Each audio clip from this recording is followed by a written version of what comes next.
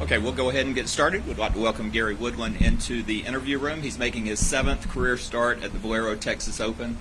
First since back-to-back top 10 finishes in 2021 and 2022. Gary, welcome back. If we can get some comments on being here at the Valero. Yeah, it's nice to be back. I tell you what, they do an amazing job here. Golf course, I think, is very, very underrated for where we play out here. I think it's really good. Obviously, a lot of it depends on the conditions with the wind. We've had some wind the last couple of days, but excited to be back. I've had some success here, so it's one I look forward to. Runner-up last week in Houston, your best finish since winning the U.S. Open in 2019. Talk a little bit about how much fun that was on Sunday coming down the stretch. Yeah, it was nice to be back in the arena, right? I felt like my game's been good for a while. I just haven't been able to put it all together, and I got off to a nice start and just really carried the momentum. The fans, I'll say this about last week, the fans, I've been out here, this is my 17th year, and I've had a lot of support. I've had a lot of fans have always been pretty good to me, but I haven't seen anything like I experienced last week. It was like I was playing in my hometown. Like it was amazing, and I needed it too. I still battle some fatigue, and their energy was absolutely amazing and pushed me and carried me, and I'm very, very thankful for the crowd that we had last week and the support they gave me, because it definitely helped me. And you moved up to number 2 in the Aon Swing 5. I know that's big for you with RBC Heritage coming up. Just talk a little bit about that. Yeah, that's a massive deal. Obviously, I've battled it the last couple of years, and I've fallen down from where I've typically been for a while out here. So it's hard every week. I'm asking sponsors for exemptions and writing those letters and begging and pleading to help me give a chance to get back to where I want to be and where I believe I should be. So playing well last week, moving up in that Aon, the tour, they're giving you chances to play your way in, and that was a big step for me last week. All right, awesome. We'll start with questions. If you'll raise your hand. Yeah, Chris. Hey, Gary. Obviously, we've seen the big round come out for you a couple of times the last few years. The consistency has been a bit of an issue with getting back to that major winning form, but with your feel within yourself, what has been the common thread when you've shot really low rounds and put yourself into contention? Like, what's been the feel that you've had that has been maybe a common thread between those big rounds?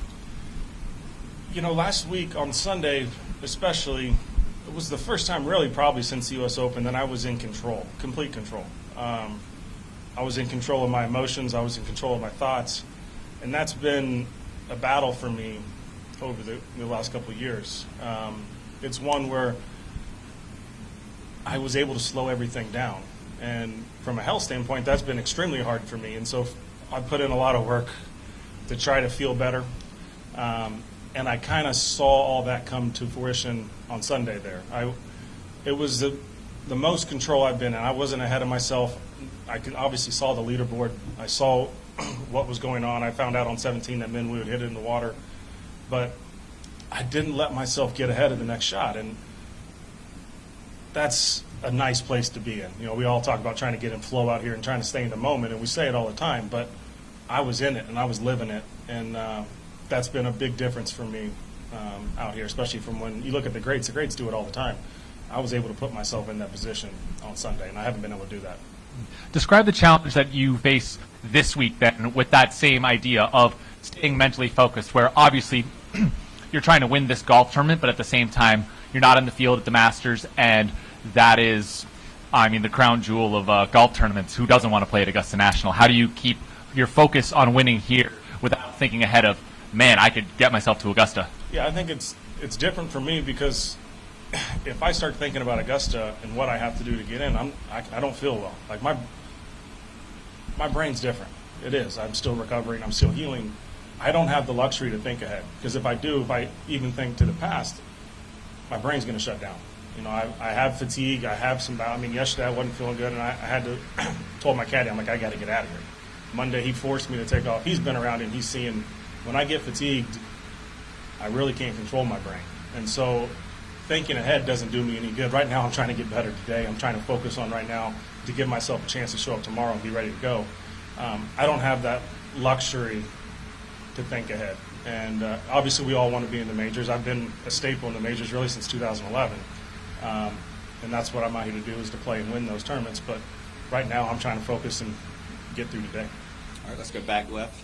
Gary, eighth or better in your last 2 starts here at the Valero Texas Open. What do you like about this golf course? It's a ball striker's paradise. It really is. It's tough. It's not. You're not seeing 25 under out here, especially if we get some wind. So for me to be able to control the golf ball, growing up in Kansas, I like to flight the golf ball, and you have to do that around here. It's tough, and I enjoy that. So coming in with some confidence in the ball striking, I'm excited to be back here for sure. All right, let's go to Jeff in the middle. Hey, Gary, I just wanted to come back to something you just said about your brain and that feeling of shutting down. I mean, you're going through something out here that no other player has. I just wonder if you could elaborate on what that means when you say your brain shuts down, and just what is it you're dealing with now week to week out here? What's that like? I think the biggest hurdle for me is accepting where I'm at. The fact is I'm different than I was a couple of years ago. I am. I've had operation on my brain. I have scar tissue in there now. I still have part of the tumor in there. And so accepting the fact that I'm different. And that's hard for an athlete or for anybody to accept that I'm different than I was. And realizing that maybe that's not a bad thing. You know, because I'm different doesn't mean I'm damaged. It's been a process for me to try to understand what I need to do each day. My caddy, my team, we've sat down the last couple of weeks. I had some big weeks with a lot of emotions and stuff come up over the last month, and I need to rely on other people more. I can't do this by myself, and it's hard for me to ask for help. It's hard for me to reach out, but my caddy's taken a bigger role the last couple of weeks. He's pretty much doing everything, and I'm just hitting golf shots now. But realizing that it's okay to do that. It's okay to rely on other people. I don't have to do this all by myself out here. That's different from, I found out last week my caddy's trying to manage my energy levels too. I found out he was dumping out half the bucket of balls on the range after the rounds last week, so I wouldn't hit too many balls, so I wouldn't practice too much. He's been with me through this for the last couple of years, so he's been amazing, and he's understanding what I want to go, right? I want to work. I'm starting to have some success. I'm starting to feel good. I want to play, but I don't have that luxury right now. And so relying on the people around me that it's okay to be different, and different's not always bad. So believing that and understanding that's been a big thing for me over the last couple of weeks. All right, right here. Yes. What would success for you, coming from what you've come from, what you've had the battle and the challenges, what would you would define as success at the Texas Open, in this particular Texas Open? I think being able to, show up and compete, to continue to slow everything down. I mean, the results I think will speak for themselves, but my goal is to feel well this week. I have to do a lot of work. I've done a lot of work this morning trying to slow everything down. The support and love for me the last couple of days has been, it's like I won a golf tournament.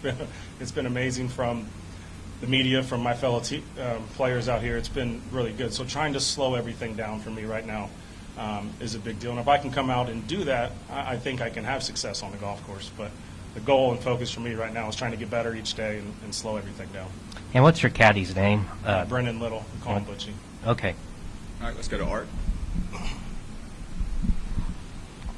Yeah, Gary, people who are out here week to week know who the real fan favorites are. But what did it do for you to see the crowd really get behind you last week? And, they're always going to cheer for Scotty or Rory or whatever. What did it do for you to see the crowd really get behind you last week when doesn't always happen to you? Yeah, it was different. Like I said, it felt like I was back in Kansas playing. It felt like I was at home. They're chanting my name. They're every shot, everybody's yelling. It was loud, and it was amazing, and I fed off that energy. The weekend was, like I said, something I hadn't seen out here for me. I've seen other guys get a lot of love and support, and it was special, and I'm very thankful for that. All right, anything else? Gary, we appreciate your time. Thanks, Best guys. of luck this Appreciate week. it. Thanks. Thanks, Gary.